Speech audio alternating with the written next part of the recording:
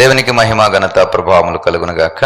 మేల్కొల్పు ప్రార్థన సహవాసమునకు అందరికీ కూడా మరి స్వాగతం, ఆహ్వానం తెలియచేస్తూ ఉన్న దేవుని యొక్క మహాకృప ఈ ఉదయ కాలము మరి ఈ విధంగా మనల్ని పలకరిస్తూ ఉంది. దేవుని యొక్క దాసునిగా, దేవుని యొక్క మరి పనివాడిగా దేవుని యొక్క మాటలను మీ ముందుకు తీసుకుని వస్తూ ఉన్న ఈ ఆధ్యాత్మికమైనటువంటి ప్రయాణంలో ఒకరికి ఒకరు ఆధ్యాత్మికమైనటువంటి ఈ వాక్యాలని, దేవుని మాటలను మరి పంచుకుంటూ సహవాసములో బలపరచబడుతూ, సహవాసములో వర్ధిల్లుతూ, సహవాసములో ఒకరికొకరు పురుకొల్పబడుతూ, ఒకరికి ఒకరు పరిశీలన చేసుకుంటూ ఒక అన్యోన్యత, ఐక్యత మనము కలిగి ఉండడానికి ఈ సహవాసమును మరి మేము ముందుకు తీసుకుని వస్తున్నాం. ప్రేమించి ఆహ్వానిస్తున్న ప్రతి ఒక్కరికి కూడా దేవుని యొక్క ఆశీర్వాదములు, దీవెనలు మెండుగా కలగాలని మేము అనుదినము ప్రార్థన చేస్తున్నాం. అలాగే ఇంకనూ ఎవరైతే మరి స్వాగతించబడట్లేదో, ఎవరైతే ఇంకా ఈ ఆహ్వానాన్ని అందుకుని కూడా ఈ యొక్క వాక్యమును మరి తీసుకుని లేకపోతున్నారో వారి కొరకు కూడా ప్రార్థన చేస్తున్నాం. మీరు కూడా ఆశీర్వదింపబడాలి, మీరు కూడా దీవించబడాలి, మీరు కూడా వర్ధిల్లాలనే ఉద్దేశంతో ప్రేమపూర్వకంగా ఆహ్వానిస్తున్నాం. క్రీస్తునటువంటి యేసుక్రీస్తు వారి యొక్క నామమును బట్టి ఈ మాటలను మనం ధ్యానిస్తూ ఉండగా మరి దేవుని యొక్క మాట చాలా స్పష్టంగా మనకి కనబడుతోంది. నీవు మనుషులను మంటికి మార్చుచున్నావు, నరులారా తిరిగి రండి అని నీవు సెలవిచ్చున్నావు. నీ దృష్టికి 1000 సంవత్సరములు గతించిన నింటి వలె ఉన్నవి, రాత్రి అందలి ఒక జాము వలె ఉన్నవి. 90వ కీర్తనలో 3వ వచనములో ఈ మాటలు రాయబడుతున్నాయి. మనుషులను మంటికి మార్చుచున్నావు. మనుషుల యొక్క స్థితి మంటికి మార్చబడుతోంది. అంటే మన యొక్క ఉనికి సజీవముగా ఉన్నంతసేపే మన యొక్క ఉనికిని మనము ప్రదర్శించగలుగుతాం, ఉనికిని మరి కనపరచగలుగుతాం, ఉనికిని మరి ఎదుటి వారికి సాక్ష్యంగా చూపించగలుగుతాం. ఈ సజీవమైనటువంటి స్థితి మనలో కోల్పోయినప్పుడు మనము మంటికి మార్చబడతాం. సమాధి చేయబడినటువంటి ఆ యొక్క సమాధిని తొలిచి ఆ సమాధిలో పాతి పెట్టబడినటువంటి కొన్ని సంవత్సరాలు అయిపోయిన తర్వాత ఆ సమాధిని తిరిగి తవ్వితే ఆ పెట్టి మరి పూడ్చబడినటువంటి క్రైస్తవ సమాధుల్లో పూడ్చేటువంటి పెట్టి ఎలా ఉంటుందంటే అది పాడవకుండా చాలా కాలము ఉంటుంది. అందులో ఏ విధమైనటువంటి డ్యామేజ్ అనేది కనబడదు.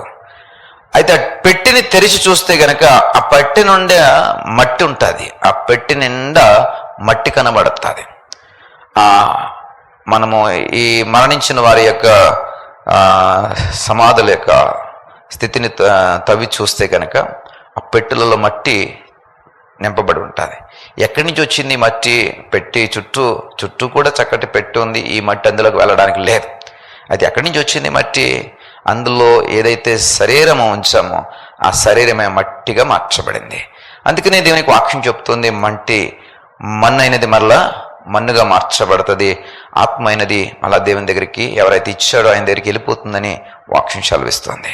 అంటే మన ఉనికి లేదా మన యొక్క ఈ స్థితి మనం సజీవముగా ఉన్నప్పుడు, జీవము కలిగి ఉన్నప్పుడు మాత్రమే ప్రదర్శించగలుగుతాం. కాబట్టి ఈ సజీవమైన స్థితి మనము కలిగి ఉన్నప్పుడు మన ఉనికిని సరైన రీతిలో ప్రదర్శించగలగాలి, సరైన రీతిలో మనం ప్రదర్శించగలగాలి, సత్యమైన రీతిలో ప్రదర్శించగలగాలి. ఈ ఉనికి అనేక మందికి దీవెనకరంగా, అనేక మందికి ఆశీర్వాదకరంగా ఉండాలి. ఈ ఉనికిని మనం ప్రదర్శించేటప్పుడు అది చూసేవారికి లేదా మన మీద దృష్టి నిలిపే వారికి అది మంచి సాక్ష్యాన్ని కనపరచగలిగే విధంగా ఉండాలి. ప్రియ సహోదరుడా, అందుకనే ప్రతిదినము ఈ వాక్యాన్ని మేము మీకు చేరువ చేయడానికి ప్రయాసపడుతున్నాను. 6వ వచనాన్ని చూసినట్లయితే, ప్రొద్దున అది మొలిచి చిగురించును, సాయంకాలం అది కోయబడి వాడబోరను. ప్రొద్దున అది మొలిచి చిగురించును. ఈ వాక్యమును మేము ముందుకు తీసుకుని వచ్చినప్పుడు ఉదయముననే లేదా ప్రొద్దుటనే ఈ ఉదయకాల సమయంలోనే, వేకువ సమయంలోనే ఇది మీ ముందుకు తీసుకుని వచ్చినప్పుడు మీలో ఆ వికాసమైనటువంటి స్థితి కనపరచబడాలి. మీరు వికసించాలి, చిగురించాలి. మరి ఇలాంటి ఆత్మీయ అనుభవాన్ని మీరు ఉదయాన్నే పొందుకోవాలనే ఉద్దేశంతో ఈ వాక్యమును జీవాహారం మీ ముందుకు తీసుకొస్తున్నా. సాయంత్రం అయ్యేటప్పటికీ ఆ గడ్డి ఏమైపోతుందండి, వాడిపోతుందంట. మనమైతే మరి వాడబడకుండా వాడవారనటువంటి స్వాస్థ్యంగా ఉండాలని, మరి నిత్యము క్రీస్తులో చిగురించే వారంగా ఉండాలని అనుదినము ఈ వాక్యాన్ని మేము ముందుకు తీసుకుని వస్తున్నాం. ప్రియ సహోదరుడా, నీవునికి సజీవముగా ఉండాలి, చిగురించే విధంగా ఉండాలి, వాడవారనటువంటి స్థితిగా ఉండాలి. నీవునికి నలుగురికి మేలుకరంగా ఉండాలి. నీవునికి ఇతరులతో మాట్లాడితే నా బాధ పోతుంది, ఇతనితో మాట్లాడితే నాకు ధైర్యం వస్తుంది, ఇతనితో మాట్లాడితే నాకు నిబ్రత వస్తుంది, ఇతనితో మాట్లాడితే నేను ఆత్మీయంగా బలపరచబడగలుగుతాను, ఇతనితో నా కష్టం పంచుకుంటే నాకు మరి సమాధానం దొరుకుతుంది, సొల్యూషన్ దొరుకుతుంది, ఆన్సర్ దొరుకుతుంది అన్నట్టుగా మన ఉనికి క్రీస్తులో సజీవమైనటువంటి ఉనికిగా ఉండాలి. మరణకరమైనటువంటి ఉనికి వద్దు ప్రియ సహోదరుడు. మనం బ్రతికి ఉండి మన ఉనికిని మనం చాటలేకపోతే కనుక మనకంటే కూడా సమాధిలో ఉన్నటువంటి ఆ పెట్టెలో ఉన్నటువంటి మట్టి మేలు. కాబట్టి ప్రియ సహోదరుడా, మన ఉనికి మరి సజీవముగా ఉన్నంత కాలమే మనం ప్రకటించగలుగుతాం, చూపించగలుగుతాం, లేకపోతే కనపరచగలుగుతాం. కాబట్టి సజీవమైన స్థితి మనం ఇంకనూ కలిగి ఉన్నాం. మన ఆయుస్సు దేవుడు మనలో ఉంచాడు. శ్వాస నిశ్వాసల యొక్క మరి ఆ యొక్క లయకరమైనటువంటి ఆ స్పందన మన నాసికారంధ్రాల్లో ఇంకా సజీవముగా కొట్టుమిట్టు ఆడుతూ ఉంది.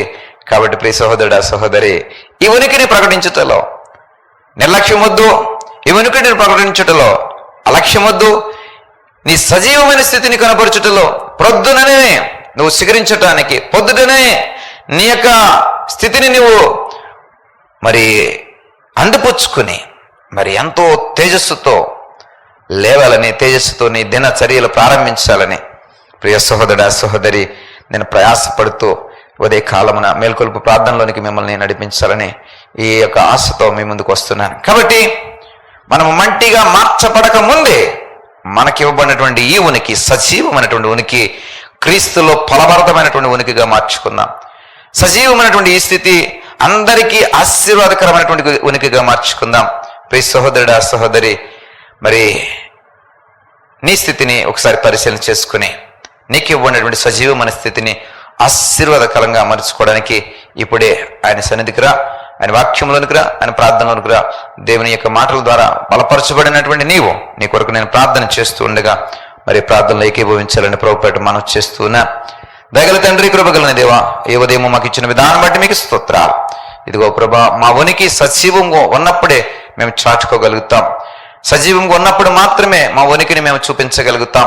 ఇదిగో ప్రభా, ప్రొద్దునని అయా మరి అది చిగురించి ఏ విధంగా అయితే తన యొక్క ఉనికిని చాటుతుందో అలాగే మేము కూడా ప్రొద్దునని ఇదిగోనైనా మేము చిగురించే అనుభవాన్ని, మా ఉనికిని ఇదిగోనైనా ప్రకటించే వారంగా ఉండడానికి, ప్రచురపరిచే వారంగా ఉండడానికి నీ వాక్యము ద్వారా మేము పురుకొల్పబడుచు ఉండగా, మేల్కొల్పు ప్రార్థన ద్వారా మేము మేల్కొని చూడగా మాకు సహాయం ఇచ్చేయండి. ఇదిగో ప్రభా, మా యొక్క సజీవమైన స్థితిని, మా యొక్క ఉనికిని, మాకున్నటువంటి ఈ యొక్క దీవెనకరమైన ఆశీర్వాదకరమైన పరిస్థితిని ఇదిగో ప్రభా మేము కడ వరకు కొనసాగించి వాడబారినటువంటి స్వాస్థ్యముగా మేము ఉండడానికి సహాయం ఇచ్చేయండి. ఇదిగో ప్రభా, ఈ వాక్యం ద్వారా బలపరచబడుతున్న ప్రతి బిడ్డను దీవించండి, ఆశీర్వదించండి.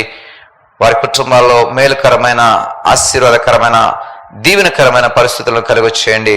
మహిమ, ఘనత, ప్రభావాలు మీరే పొందుకోనమని యేసు వారి నామమును బట్టి ప్రార్థించి పెట్టుకుంటున్నాం పరమ తండ్రి. ఆమేన్.